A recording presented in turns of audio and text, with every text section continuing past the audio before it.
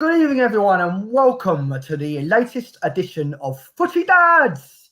I'm Andy. And I'm Ben. So thanks for joining us today, guys. And just first of all, to apologise that we weren't live last week. Unfortunately, I had a throat infection and wasn't very well. And Andrew was actually off for work over in LA, the lucky boy. But we are back this week. And you may have seen on our channel, we do have various videos over the last week or so, whilst Andrew was away and whilst I wasn't well, that we did publish on our channel. So feel free to check them out. They are quite amusing. But first of all, we're going to kick off tonight's show, like we have been doing in recent weeks, with the highlights from our two teams, Tottenham and Arsenal. And we will look at Arsenal. Take it away, Andy. Okay, here we go. This was such a good win. Some really, really good goals. Here we go. The first one. This was the one that was disallowed. Sorry, but here we go. Perfect timing. I keep forgetting about that one that was disallowed. But here we go. This was really, really took it to them from the start. Great header there. I haven't just seen these goals, to be honest, because I didn't watch Match of the Day last weekend. I don't know if you saw what happened in Match of the Day with Gary Lineker. But, yeah, I was following that, but it's all been resolved now. It's all been resolved. Great. He's had a few headers from the corner, and then we move on to the second goal. I mean, this was all in the first half, so it's brilliant. Yeah, Fulham away is a tricky game, isn't it? Yeah, they had a few players out, I think. But okay, this for me, I look at this and I think it's a little bit too easy. If I'm a Fulham fan here, this is little bit too easy. Poor marking. Would you agree, Benji? That seems like a free header, really. And then this was all in the first half, and then we carry on here. And Trossard just had a great half. Great signing. We should have got him. I mean, he actually made history. I think he's 3 assists in one half. So what a great way to end here. I mean, here we go. This is just let me just go back a little bit here. So what a finish, emphatic finish here. Who scored that third goal? Odegaard there. Good signing here, isn't he? So very impressive results. So Andy, another 3 points, another clean sheet. You were obviously 5 points clear at that time. I think that was before. Was that before City? So it's back. Do you want to show us the table? Let's have a quick look at the table and see where you are now. There we go. Oh, that's the wrong half. Sorry. There we go. There we go. Yeah. So you're now you're 5 points clear, aren't you, over the top of the table? We've actually been 5 points. I think since we resumed after the World Cup, we've been 5 points clear throughout. So it's we've done very well. Again, I'm just a bit of a pessimist, really. Are we going to win the league? My question for you is, what is the stumbling block for you winning the league? I mean, you're going back to the days of Wenger. That's how I see it. I see the best. I see like Rosicky. I see Cazorla. I see the speed and skill of Pires, Petty. I feel like it's hard for me to say this as a Spurs fan, but I watch you play, and I see every time that you seem to attack, you just look like you're going to score. And I wish the Spurs would be doing that, but we don't. So what is it that you feel is your stumbling block? I'm going to be honest, and it's just the fixtures we have left. I mean, I look at some of the games we've got. We've got Liverpool away coming up. That's after our next. I mean, we've got Palace. First of all, we've got Palace and Leeds coming up, and Palace have just sacked Vieira, and there's always that worry about the new manager bounce. It's never easy. Everyone said it was only going to be a matter of how many we were going to put past Bournemouth. Look what happened. Leeds. I mean, I know they still play with that high intensity press. Is that a home Leeds, Andrew? A home to both of them, yes. Not going to be easy, but then we have to go to Anfield, and it doesn't matter when you turn up at Anfield under the lights. It doesn't matter if Liverpool have lost their previous 4 matches. You're never getting an easy game at Anfield. Very few teams win at Anfield. I mean, I'm trying to think. I know Real Madrid put 5 past them, but we're not quite Real Madrid. So we'll probably lose that. We've got to play Chelsea, won a few games in a row, and we've got to go to Newcastle. I mean, they don't lose many, so there's a lot of tough games. My heart says we might win it, but my head says we won't. Even sorry to interrupt, even if you don't win it, I mean, the fact that it's likely that you're going to get top 4, if not, highly definite, really. I mean, look, you can see from us, you're 18 points ahead of us with 11 games remaining. So I can't see you making that many errors to drop out of the top 4. So definitely, it looks highly likely you're going to be in the Champions League next year, and whatever happens, even if you don't win the league, what a fantastic achievement given that last year you just about managed to get the Europa League. So clearly, I agree. A lot of people lose sight of that. We were in 8th. We've had, I think it's the last couple of years, we've been hovering around the 8th position. We might even had, I think it was 2 8th place finishes. So he's bridged the gap very well. He has done. The signings he's brought in over the last in the recent window has been good. So yeah. So moving on, I guess we should talk about the good old Tottenham. Yeah. Yeah, I mean, it was good win. Good win, expected win. It's only Nottingham Forest. No disrespect to Nottingham Forest, but if you want to be taken seriously as a Champions League contender, you should be winning those games. The way we're playing at the moment, you never know which Tottenham side's going to turn up. Thankfully, Harry was there for a double, and what I was encouraged by was Richarlison. Really had an impressive game. Again, he scored early on. Unfortunately, it was disallowed. Just like previously when he scored for us, it was disallowed. But he impressed me, and I think he just needs to be given a decent run in the side. So what I'm encouraged by is if Harry does leave in the summer, we do have a ready-made replacement there in Richarlison. He does work hard. He is a grafter, and he does score goals. He proved it for Everton. He's proven it for Brazil time and again. And I think we just need to give him a chance. And I know it's difficult when you've got Son and Kulusevski there. Son hasn't been doing a job this year. I think Richarlison should have been given a decent run out, because 12 to 15 minute run out every now and again, that's no consistency. That's not going to give the guy the opportunity to prove what he can do. It was a good win. Important 3 points, given Liverpool's blip in the last weekend as well. That was a real surprise, them losing the 3 points to Bournemouth. But I think as long as we continue to get these victories, we should hopefully just about make it. To not make it will be really disappointing. And I think Conte will walk anyway. But at least if he walks with us with Champions League football, whoever takes over, whether it's Poch coming back, whether it's Luis Enrique, who I know has been highly regarded by Daniel Levy and Paratici. I don't know how you pronounce his name. If he's still there after his Juve stuff that's going on, we'll wait and see. But we're kind of going through the transitional phase that you've kind of gone through, and the problem is, from my perspective, is you've gone through that transition and are now doing really well. We seem to go through a transition, but still get stuck in that top 6 oblivion. Anyway, so that's kind of where we are. But enough talking about Spurs. Let's look at this weekend's fixtures and see what's coming up. Obviously we've got quite a few games that have been postponed this weekend. We've got no City, no United, and no Liverpool playing this weekend. So we just quickly scroll through them one at a time to give our predictions. I'll start with Villa Bournemouth. So that is an important game for Bournemouth. They had a great victory, as I said, over Liverpool last weekend. Can they capitalise on that and continue that good run? Tricky game against Villa. Emery's done an okay job since he's taken over. It hasn't been anything fantastic. I think Ollie Watkins likely to score a goal. My prediction is Villa 2, Bournemouth 0. Brentford Leicester. This really, really tastes of a really attractive game. I know Brentford have been on a really, really good run lately. I don't know. Are they still unbeaten on 12 game run? Did they lose to Everton? Fire, isn't it? I thought they might have lost to Everton, but I just feel that Brentford will be too strong for Leicester at home. You never know what you're going to get with Leicester. I'm going for an entertaining 3-2 Brentford win. Good shout.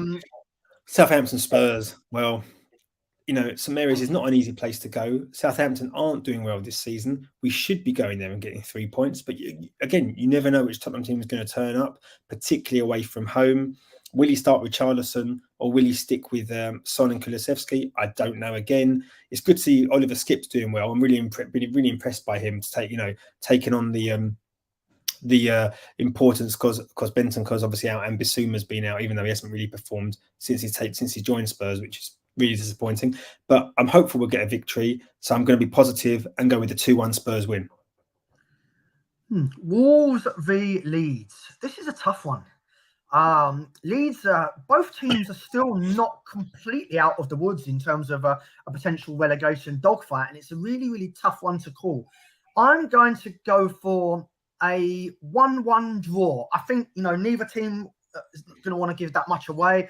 I just think it's going to be a fiery 1-1 draw. Good call. Chelsea, Everton. Interesting game. You never know which Chelsea team's going to turn up, do you? Same with Everton. Talking of Everton, what has happened to Dele Alli at Besiktas in Turkey? I think he's been dropped completely. They want to send him back to Everton. It's hilarious. Poor guy. But yeah, Chelsea-Everton, exciting game. I think it could be a really boring 0-0 draw. But I'm hopeful it'll be more exciting. I think Chelsea will come out all guns blazing because they're in 10th position, I think, if I remember rightly. They've got to have a big result at some point, and I think Everton could be the one it will be. So I'm going to go for a Chelsea 4-1 win. Okay. And now on to my beloved Arsenal versus Crystal Palace. Well, firstly, I'm a little bit worried about how much this Sporting Lisbon game might have taken out of them. I mean, they wouldn't have wanted extra time. We lost a few players through injury. We lost Tomiyasu. We lost Saliba, and we had to have Holding there. And as much as I respect Holding, he's been a good servant at the club. I don't know if I'd feel that comfortable with him starting alongside Gabriel in an important Premier League game. What about the Polish guy you've signed? Yeah, Kirill, he plays on the left side, so he's more of a substitute for Gabriel, because Arteta went on record as saying that we didn't have much cover on the left side because Pablo Mari went to Monza. So he signed Kirill and he played in the Sporting Lisbon match away. Apparently did all right. It was a little bit shaky, understandably, for his first game. Crystal Palace just sacked Vieira, which is probably quite sad because he always gets a good round of applause, a good reception when he comes to the Arsenal. So we won't hear his famous Vieira. Whoa. We usually hear that even when he turns up as the opposition manager, but sure, we won't hear that this time. On paper, we should have too much for Crystal Palace. Beat them early. Is Jesus going to start? He came off at half time. I don't know whether that was a planned substitution. There's all sorts of reports saying it was. I'd like to think if he's fit, he'll start. He needs the minutes. We should have too much for Palace, but then again, we should have had too much for Bournemouth when it went to the last possible moment. I'm going to go with a nervy 2-1 Arsenal win. I just think home advantage, and with what's at stake, we'll just edge it. Yeah. I mean, I have to be honest with you. I know we're just giving individual predictions for those games, but I think you'll thrash them. I think once you score, like you've been doing in recent weeks, once you score one, they won't be able to deal with your offensive prowess. And I think it will be 3 or 4. I can't see them scoring against you unless you do have some defensive frailties and you do have maybe Holding at the back, even though I think he does do a good job for you. I think you're going to win 4-1. I think you'll be. I know sometimes when teams have just sacked their manager, they suddenly come out all guns blazing, but I just don't think they'll be able to cut the quality you have at the moment. I think when you're on the attack, you're scary because you're so fast and skillful in the attack, and you seem to be scoring all types of goals. So yeah, but hopefully not. Hopefully Palace will come to you never know. And hopefully Southampton will beat or triumph over you. And whenever I look at Southampton, that's one of our big-time bogey grounds. I'm just sitting there thinking of what they've done. We have no luck. We have no luck against Southampton away, and we never beat Manchester City. And the only thing look out in the coming weeks. And look out in the coming weeks. I have a great bit of analysis that I'd like to share with all the Footie Dads viewers in the build-up to the crucial Manchester City v Arsenal game in the coming weeks, and make sure you look out for that. Exciting. Look forward to that. I have to do some updates. But the only thing, before we move on, the one thing I remember for some reason, Southampton Arsenal is Francis Benali. I have no idea why, but if I'm right, he was linked with Arsenal. No, it wasn't. It was Jason Dodd. Jason Dodd. Anyway, we'll move on now. We'll move away slightly from football because obviously this is about parenting and being fathers. Well, Andy is a father to be, of course. We are following your journey with your wife Alex as you're looking forward to your firstborn, your little baby boy. It will be coming in summertime. So this weekend, I believe it was week 22. While you were away in the US, do you want to give us a little update of what happened? Yeah, I was very, very happy that I was able to join my wife on a very important visit to the hospital to see the anaesthetist. I think for those of you who've been watching will know, Alex and I, we have to make a really important decision about how Alex is going to give birth. Obviously, my wife will have the final say, but there's a lot to consider because she's had back surgery to correct the scoliosis. So she's obviously very, very worried about the possibility of any nerves being damaged.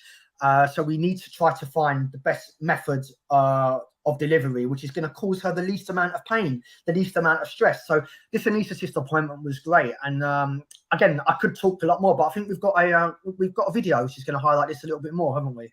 Sure. This was, I think you filmed this in the US, didn't you? Let's have a little look. Here we go. Alexandra, as she has had she's had back surgery to correct scoliosis, so she has to really think about her desired method for giving birth.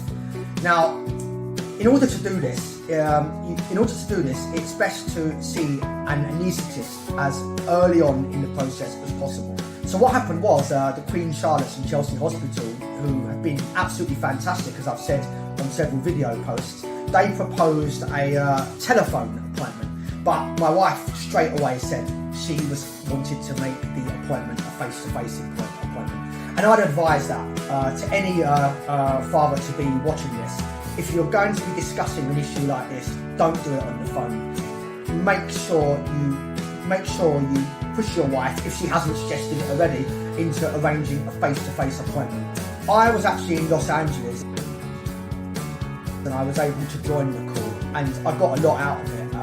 My wife also prepared some questions, she listened, and it was great because the anaesthetist presented both sides. She talked about the possibility of still being able to have a natural birth. I think she even talked about the possibility of my wife being able to give birth in the birth centre, in the pool there, in the actual, I think it's a hypno pool or something along those lines.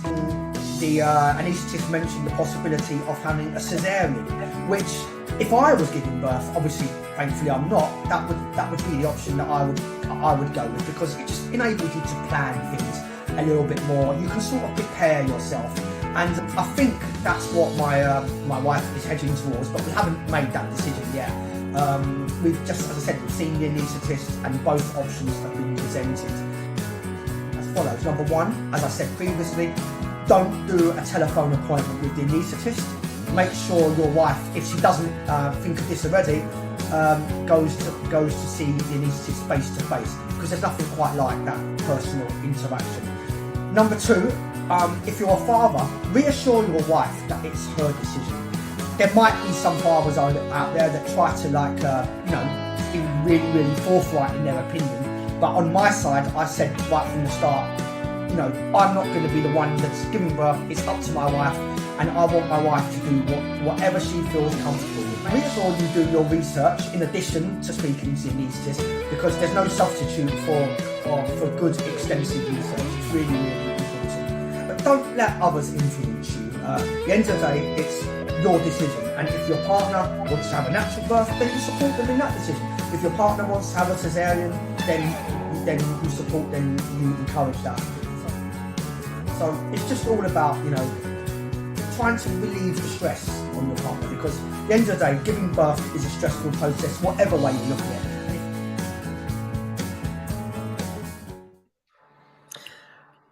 Yeah, I just want to add to that. It was a really interesting call. I mean, I got up really early in Los Angeles to do this call, and it was clear I was at Alex's position. My wife positioned the phone in a way I could hear it, and it was fantastic. Were you really waking up early in the day, or were you out partying and then just came home, no sleep, and had the call?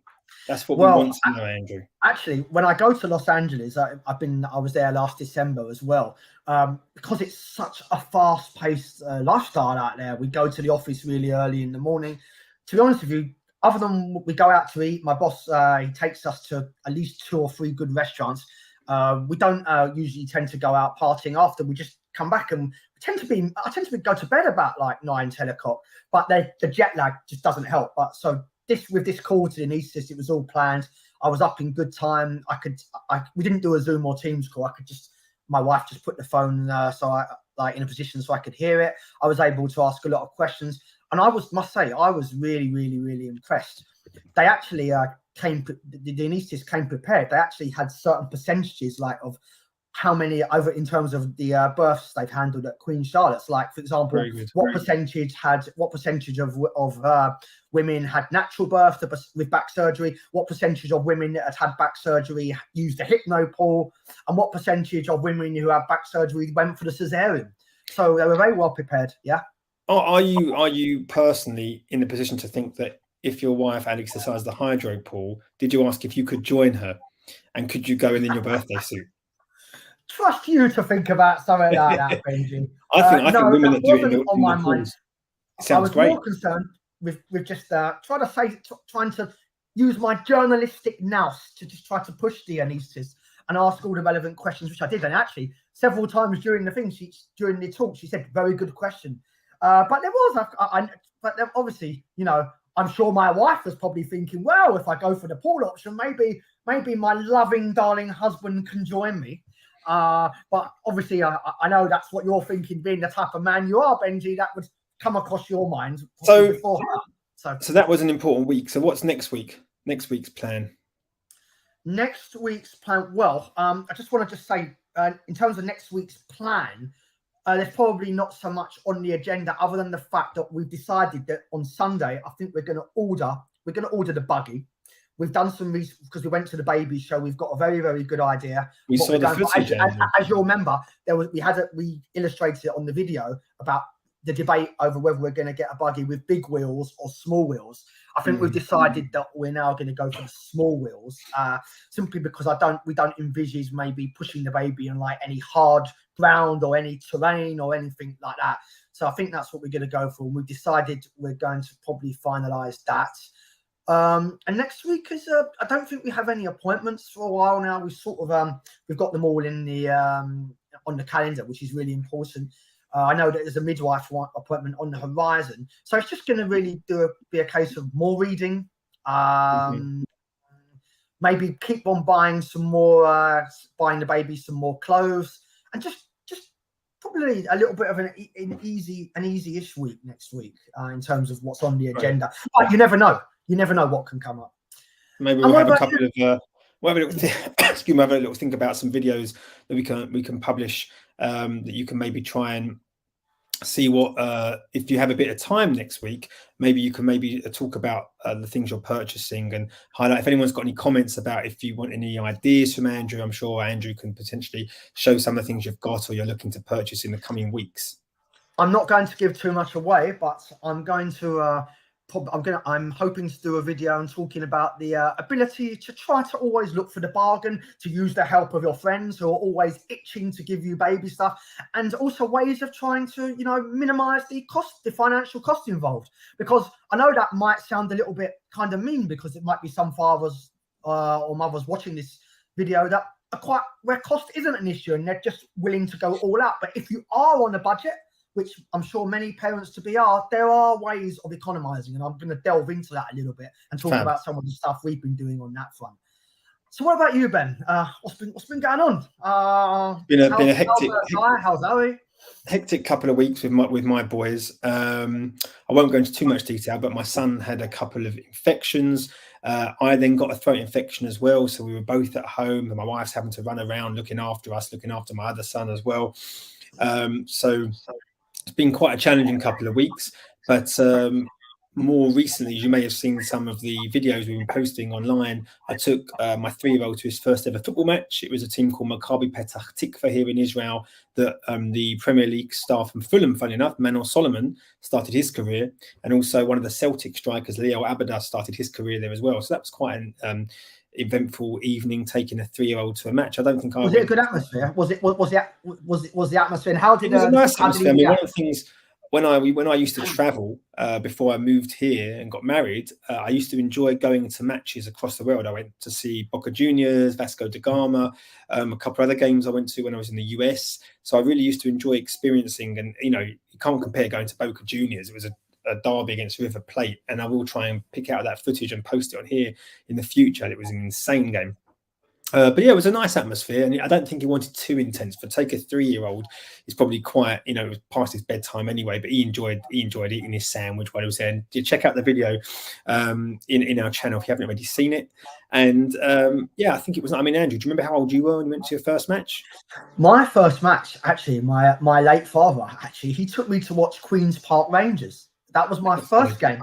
I don't remember the complete circumstances behind it, but I think because my grandma lived in that part of the world, like not too far from Loftus Road. How old was I? Oh, man, I'm going to say I don't know, because I can't quite. I bet you're upset that you didn't follow QPR in the end and chose Arsenal. Well, I wouldn't have seen many special moments with trophies. But then again, that's your world. I mean, being a Spurs fan, the closest you get to a trophy is going to see the Premier League on tour at Barclays Bank when it just for interest, my first game was against Norwich, where we won 3-1 at home. Gary Lineker scored 2, and Naeem, and you might know of Naeem. It's annoying, I didn't think of this earlier. I would have cut away to the halfway line goal. But yeah, that was my first game. I think it was 1991, so I think I was 9 years old. So taking my 3-year-old, a little bit younger than that.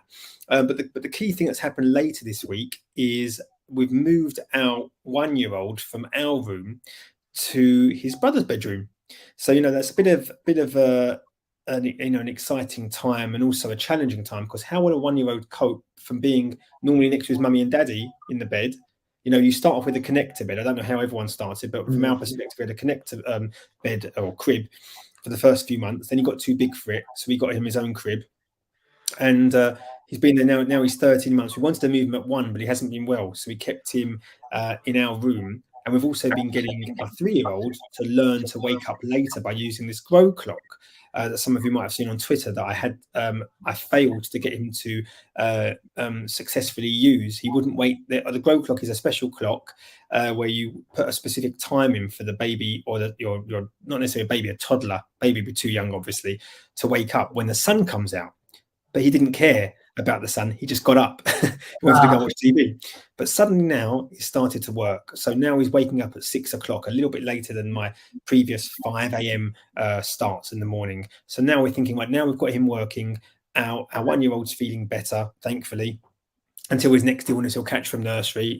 It's a virus paradise, isn't it? The nurseries. So we move him into the room as well. And it was last night, their first night together. I did a little video. So let's see what happened. Oh, one moment.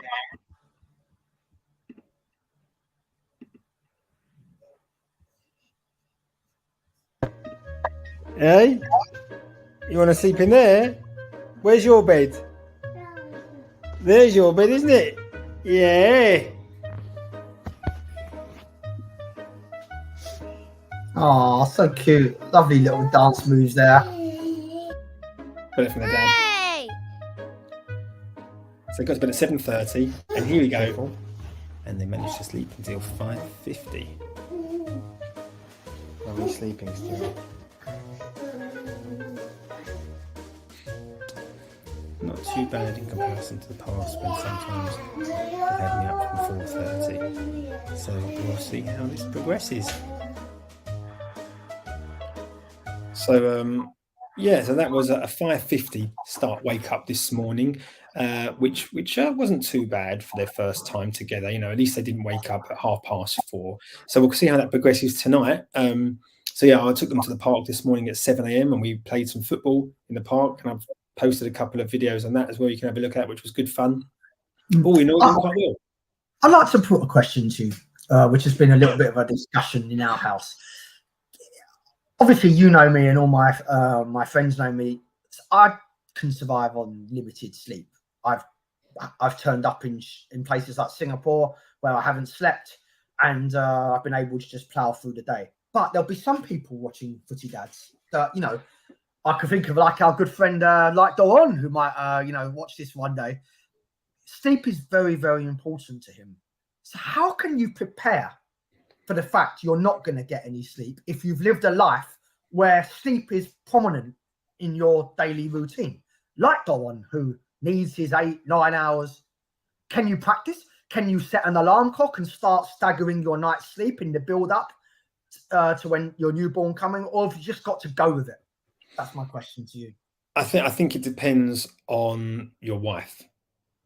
Fundamentally, if your wife's breastfeeding, then obviously there's only so much support you can do during the night time, so you should be able to get a reasonable amount of sleep. I mean, back in the day with my firstborn, I remember my wife was breastfeeding me every couple of hours, so 11 p.m, 1 a.m, 3 a.m, 4:35. So often he wouldn't go straight back to sleep. It's not like he has his milk and go straight back to sleep every time. Sometimes you put them back in their bed and they'll cry their eyes out. And I think one of the things I learned for our second son is don't then pick him up and hold him in your arms for too long, because they get very, very focused on being in your arms and comfortable in your arms, that when you put them back in the bed, they feel, kind of lost a little bit. So you kind of got to get that happy medium balance. But with regards to helping my wife, obviously she's the one breastfeeding, so I helped as much as I could, but it enabled me to have a few hours sleep, and then you'd support them in the morning. So if people do need I'd love to have 8 hours sleep. I've learned over the last 3 years that I can survive on 5 to 6 hours sleep, and maybe a couple of times during the week have a power nap in the morning, and try and have a little nap on a Sunday, for example, while they're at nursery, because they start nursery on a Sunday here. So it is a challenge. And that first month with a newborn is absolutely insane. The only way I can describe it, as I'm sure a lot of other dads out there are not trying to put off fathers to be, but you feel like a zombie in that first month. That's the only way to describe it. It's just, from the day of the birth, in the hospital, because it's such a long, it can be a long-winded process. Obviously, it's slightly different for you, Andrew, if you're going with the C-section. It's a set time, I believe. Correct me if I'm wrong on that. It's usually from 39 weeks. Yeah. I mean, I think you can, what I mean by that is that you can specify the day and the time that you're going to go in for the operation, as opposed obviously to a natural birth where you don't know what's going to happen. It took my wife, I think, about 12 hours. So, it's like 3 a.m. in the morning and you can't then go home to sleep. You've got to help my first son, because he was quite a small baby. I had to go and do tests, blood sugar tests every 4 hours. So he couldn't really go to sleep. Really, I mean, maybe an hour, hour and a half, 2 hours, but you're so overwhelmed on adrenaline that it is challenging those, and it's an incredible time. But I think it's also important if you have family support. So it's a way of trying to balance it. So you've got grandparents that can come and help, and obviously just trying to plan the kind of timings as much as you can, because your wife will be absolutely exhausted. She's just gone through a very, their body's gone through an experience that they've never, a bodily traumatic experience to some extent, depending on, some people have really, really difficult natural births. And I don't know how, I think a C-section, I think my cousin had one. It does take quite a while to recover from that. That is a full-on operation. So she will need your support. And I think your career, if people have worked night shifts or they have traveled for work and worked different hours, that will hopefully lead you in good stead. So I was quite happy in that respect as well, because I traveled while working for a few years, all different hours, different time zones. I think that will help you as well, given that you can work on 1 hour sleep for 5 days solid. So hopefully that will lead you in good stead. But it is a challenge. There's nothing else that you can compare it to. But yeah, we'll just see how it goes. And we look forward to seeing those video clips of you. I'll be posting plenty. I look forward to it. So we're just going to finish off today's show by doing a quick fire round like we normally do, of 60-second questions. And given that both our teams have been knocked out of our European competitions over the last couple of weeks, and today has been the draws for the next round, which makes me feel a bit sick because we had a good opportunity, but once again we messed up. I'm going to have a quick fire question to you, Andrew, for the Champions League. The tournament that we've been knocked out of, we're fighting to get in next year. You're clearly going to be in it next year. Who do you think is going to win it this season?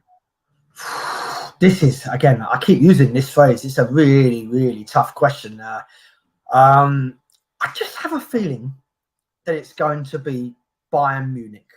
I know that they've been drawn. You said it's Manchester City, isn't it? Manchester City. I just don't feel Manchester City are playing well enough to win it this year. Even though they'll still probably win the Premier League, it pains me to say it, over at the expense of my beloved Arsenal.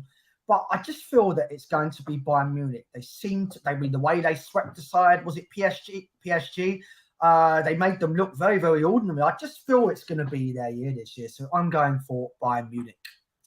And mention the Europa League. Who do you think is going to win the Europa League?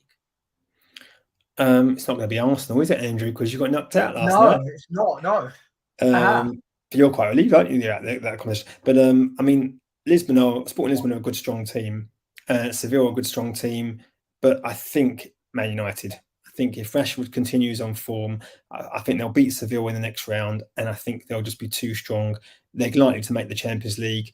Ten Hag's done a brilliant job there. It seems that since Ronaldo left, they've actually become a lot stronger. They've become a much more consistent unit, other than that crazy defeat by Liverpool, which came out of the blue. I think they will be too strong and they will win it. So I think Man United. So yeah, that's should be looking forward to see what happens in both competitions. but It's disappointed. actually quite interesting with Man United. They could end up winning. They've won the Carabao Cup. If your prediction manifests itself, they're going to win the Europa League, and they're still in the FA Cup, aren't they? A competition that we went out like feels like donkeys years ago, and you lost fairly recently to the mighty Sheffield United.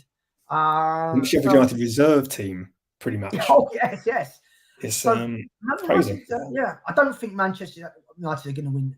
Are in the Premier League race anymore. I don't think. But third position is not a mean feat given how poor they've been in the last couple of years. I think United are coming good, and if they get Harry Kane this summer, then I don't think they will. With. I can't see it. If we don't make Champions League, he could go to United. He could go to Bayern Munich, or he'll finish his career at Spurs. We'll see what happens. Yep. But, right. Well, let's hope for a good weekend. Have a good weekend, everyone. And let's hope that the games live up to their expectation. We see lots of goals. Bring on the next edition of Footie Dads. See you next week, guys. And we want your comments. Give us your comments. We want to see your comments. We want you to interact with us. Competitions coming soon. Bye, guys.